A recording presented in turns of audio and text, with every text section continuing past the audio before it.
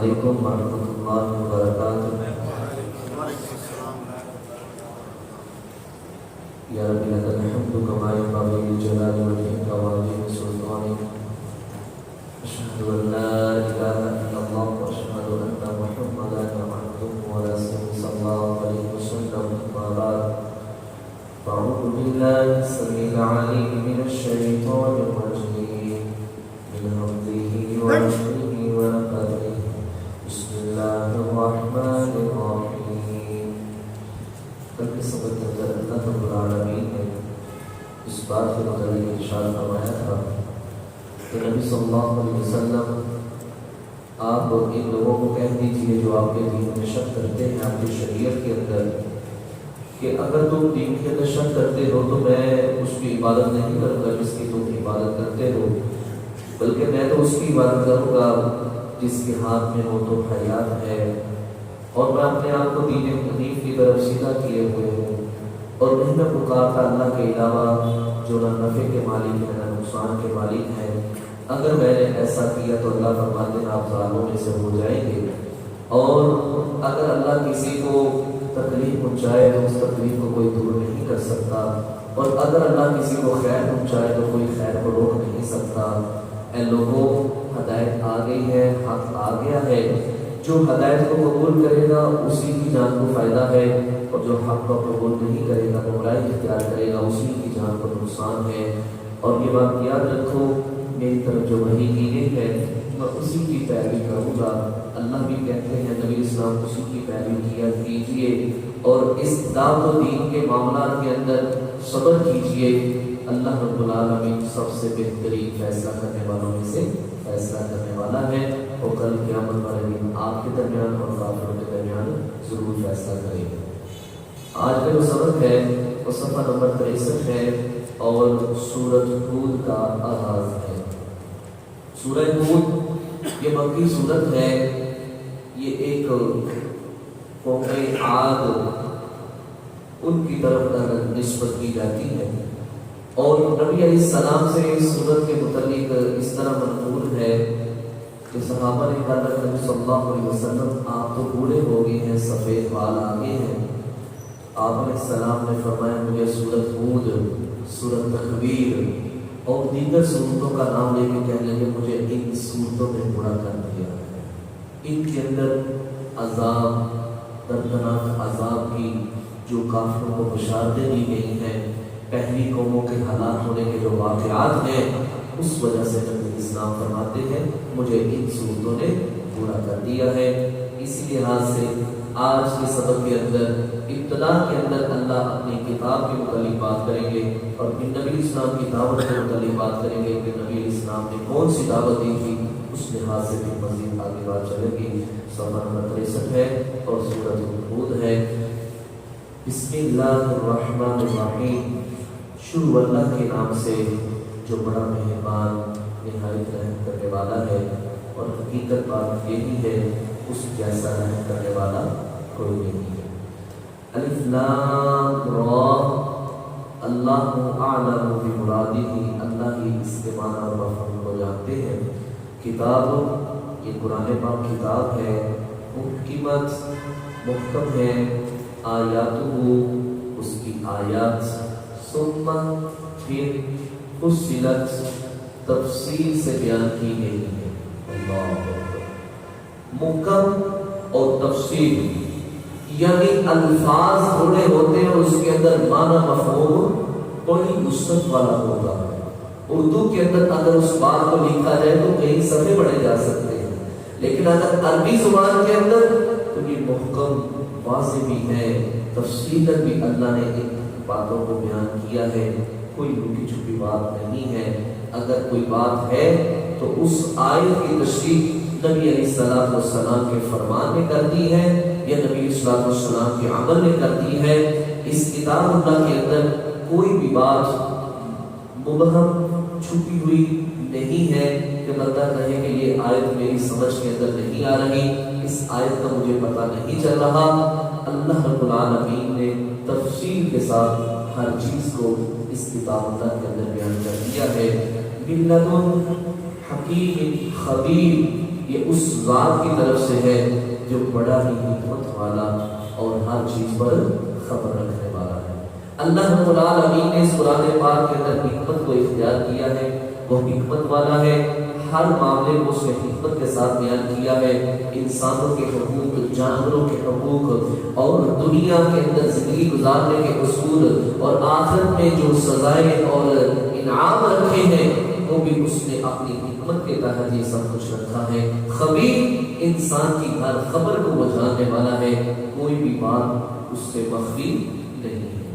فرمایا اللہ تعبدو، یہ کہ میں تمہیں کہتا ہوں کہ عبادت کرو، الا اللہ، مگر اللہ کی، سوائے اللہ کے تم نے کسی کی عبادت نہیں کرنی ہے۔ مشرکین مکہ اللہ کی عبادت کرو، ہر نبی کا یہی طریقہ تھا، ہر نبی نے یہی دعوت کا کام کیا تھا۔ کوئی نبی بھی ایسا نہیں جس نے لا الہ الا اللہ کا پرچار نہ کیا ہو۔ میں بھی تمہیں یہی کہتا ہوں، اگر تم نے عبادت کرنی ہے تو صرف اکیلے اللہ کی کرنی ہے۔ اتنی بے شک میں لکم تمہارے لیے منہم اس اللہ کی طرف سے نذیر ڈرانے والا ہوں، وبشیر اور خوشخبری سنانے والا ہوں۔ سبحان اللہ۔ نبی اسلام اس دنیا کے اندر کافروں کو ڈرانے کے لیے آئے تھے۔ لوگوں جس نے کلمہ نہ پڑھا، اللہ اور اس کے رسول کی بات کو نہ مانا، وہ جہنم میں جائے گا۔ لوگوں جس نے اللہ اور اس کے رسول کی بات کو مانا، تابع داری کی، فرما برداری کی، اللہ رب العالمین نے اس کے لیے انعام کیا کر رکھا ہے اور وہ جنت کی صورت میں ہے۔ نبی اسلام نے جب دعوت کا ابتدائی کام شروع کیا تو نبی اسلام کو یہ صفا پہاڑی کو چڑھ کر سارے قبیلے والوں کو بلا دیا، سارے اکٹھے ہو گئے اور کہا لوگوں میں تمہیں ایک بات کی خبر دینا چاہتا ہوں، اس پہاڑی کے پیچھے اگر میں کہوں کہ ایک جنگجو لشکر کھڑا ہے اور وہ ابھی تمہارے اوپر حملہ آور ہوگا اور تمہیں نیست و نابود کر دے گا، کیا تم میری اس بات کی تصدیق کرو گے کہ سچ کہہ رہا ہے محمد صلی اللہ علیہ وسلم؟ سب نے بھیا کا آواز کہا، ہم نے آپ کو صادق اور امین ہی پایا ہے، آپ بالکل سچ کہہ رہے ہیں، اگر ہوگا تو تب بھی سچ ہے، اگر نہیں ہوگا تو تب بھی سچ ہے، کیونکہ اگر آپ کہتے ہیں کہ ہے تو تب بھی سچ، نہیں ہے تو تب بھی سچ ہے۔ نبی اسلام نے فرمایا اس سے بڑی بات یہ ہے کہ میں تمہیں بتانا چاہتا ہوں کہ اللہ نے جہنم کا عذاب تیار کر رکھا ہے۔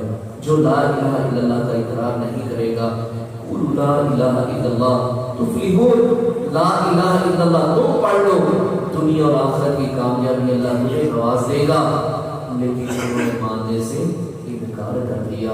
فرمایا میرا جو وصف ہے اس دنیا کے اندر آنے کا، نذیر و بشیر، میں ڈرانے والا بھی ہوں اور خوشخبری سنانے والا بھی ہوں۔ فَأَنِسْتَغْفِرُوا، اے لوگوں کہ تم اللہ سے بخشش طلب کرو، ربکم اپنے رب سے، ثم پھر توبو تم توبہ کرو، الیہ اسی کی طرف، اور لوگوں اللہ سے معافی مانگو، جو ہو گیا سو ہو گیا، جتنے گناہ ہو گئے اللہ رب العالمین ان کے اوپر قلم پھیر دے گا۔ نبی علیہ السلام کے پاس دو لوگ مسلمان ہونے کے لیے، نبی اسلام نے کہا ہاتھ بڑھاؤ، انہوں نے ہاتھ بڑھایا، کلمہ پڑھا، مسلمان ہو گئے۔ ایک دوسرے صحابی ہیں، ان کا نام حضرت عبداللہ بن عمرو بن عاص رضی اللہ تعالیٰ عنہ، ہاتھ بڑھایا، پیچھے کر دیا۔ نبی اسلام نے فرمایا خیر ہے، ارادہ چینج ہو گیا، کہنے لگے اللہ علیہ وسلم ایک شرط لگانا چاہتا ہوں۔ فرمایا وہ کیا شرط ہے؟ فرمایا جو میں نے شرک کیا ہے ایمان قبول کرنے سے پہلے جو جتنے بھی گناہ کیے ہیں ان کا کیا بنے گا؟ تو نبی اسلام نے فرمایا یہ بات یاد رکھو، جو انسان کلمہ پڑھ لیتا ہے، اپنی توبہ کر لیتا ہے، صرف کے دل سے اللہ پر ایمان لے آتا ہے، اللہ رب العالمین اس کے پیچھے سارے گناہوں کو معاف فرما دیتا ہے۔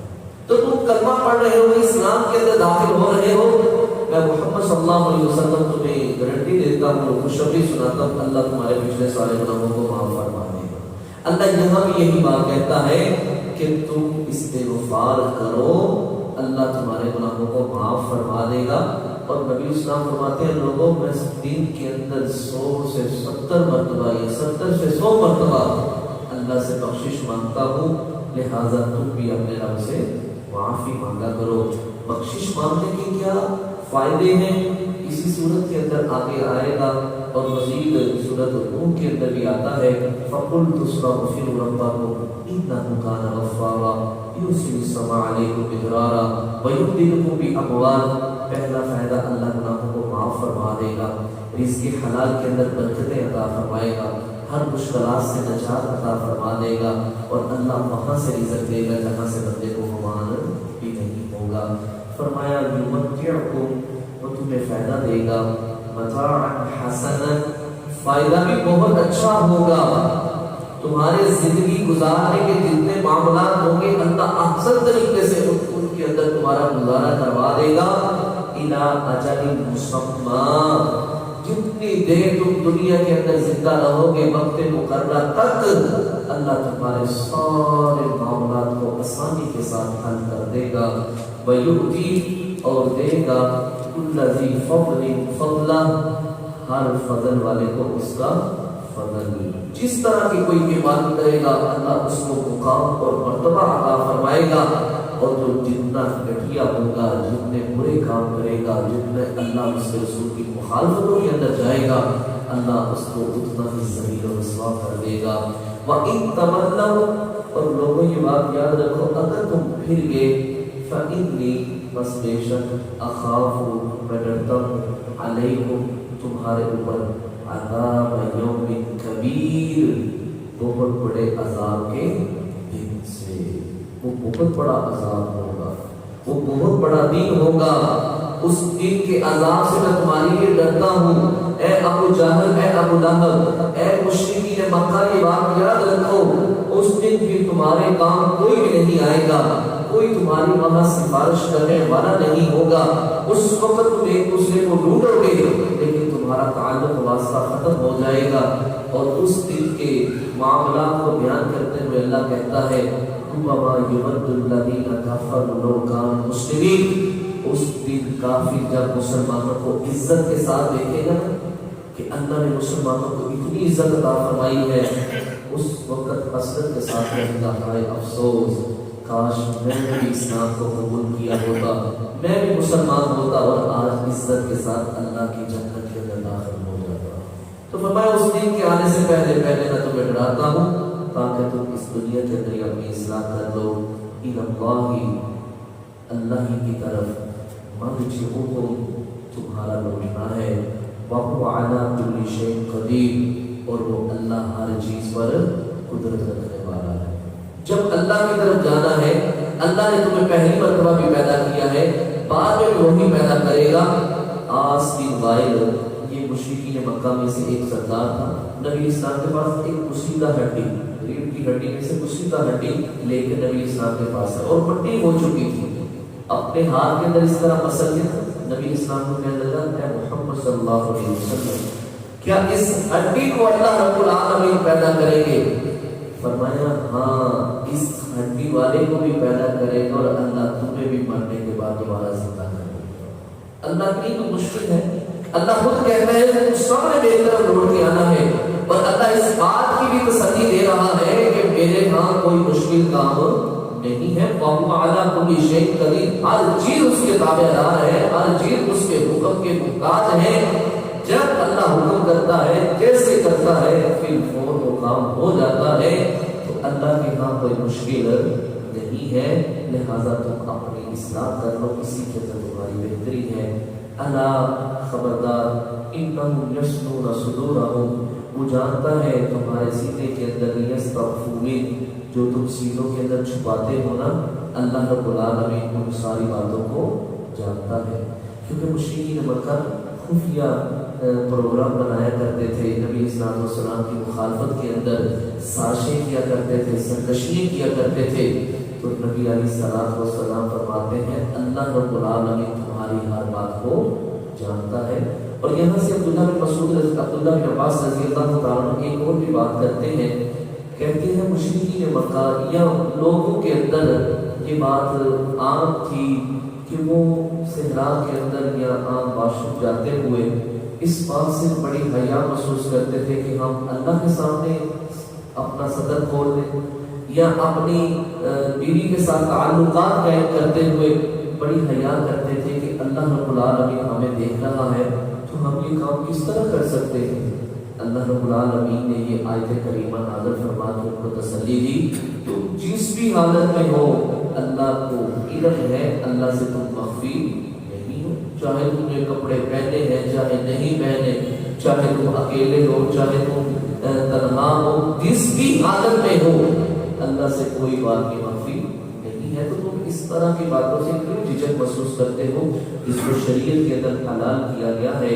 फरमाया अला हीना, यहाँ तलक के जब यस्तबशूना, तुम ओढ़ते हो ना, सियाबा हो, अपने कपड़े पहनते हो या अपना कंबल ऊपर लेते हो, अल्लाह उस वक्त भी तुम्हें जानता है। या तुम चादर अपने ऊपर लेते हो, अल्लाह उस वक्त भी जानता है। यालमु, वो अल्लाह जानता है, मा युसिरूना, जो वो छुपाते हैं, वमा युलिनून, और जो वो जाहिर करते हैं। अल्लाह के हाथ में मख्फी बात है ही नहीं, अल्लाह के हाथ कोई ऐसा मसला है ही नहीं। वो गैब को भी जानता है, जाहिर को भी जानता है। हमारे लिए गैब कोई चीज हो सकती है, लेकिन अल्लाह के लिए कोई भी गैब नहीं है। अल्लाह के लिए सारी चीजें ऐसे हैं जैसे हाजिर है, जाहिर है। अल्लाह फरमाते हैं ऐसे मामला के अंदर कोई परेशान नहीं होना चाहिए। इन्नहु, बेशक वो ज़ात तो इतने इल्म वाली है, अलीम, वो खूब जानने वाली है, बिज़ाति सुदूर, वो तो सीनों की बातों को भी जानने वाला है। सुभान अल्लाह। सीनों के अंदर जो बातें अभी पैदा हुई हैं, अभी इंसान ने उनके ऊपर अमल नहीं किया, मेरा रब तो उन बातों को भी जानता है। और जो इसने प्लानिंग कर रखी है पहले की, अल्लाह रब्बुल आलमीन उन बातों को भी जानता है, उन आमाल को भी जानता है। तो ये था मेरे भाई आज का सबक, जिसके अंदर अल्लाह रब्बुल आलमीन ने मुहम्मद सल्लल्लाहु अलैहि वसल्लम की दावत के मुतालिक बात को किया है कि नबी इस्लाम ने किस तरह लोगों के सामने दावत व तबलीग का काम शुरू किया था। अल्लाह से दुआ कीजिए रब्बुल आलमीन हम सबको सिर्फ अपनी अकेले अल्लाह ही की इबादत करने की तौफीक अता फरमाए। और अल्हम्दुलिल्लाह हमारा 12वां पारा मुकम्मल हो गया। अल्लाह से दुआ कीजिए रब्बुल आलमीन जो कुछ हमने इसके अंदर पढ़ा है, अल्लाह हम 11वां पारा, अल्लाह हम सबको इसके ऊपर अमल करने की तौफीक अता फरमाए। और इसी तरह हमें अल्लाह रोज़ाना कुरान पढ़ने, इसको समझने, इसके ऊपर अमल करने की तौफीक अता फरमाए। आमीन। सुब्हानक अल्लाहुम्मा व बिहम्दिका अशहदु अन ला इलाहा इल्ला अंता अस्तगफिरुका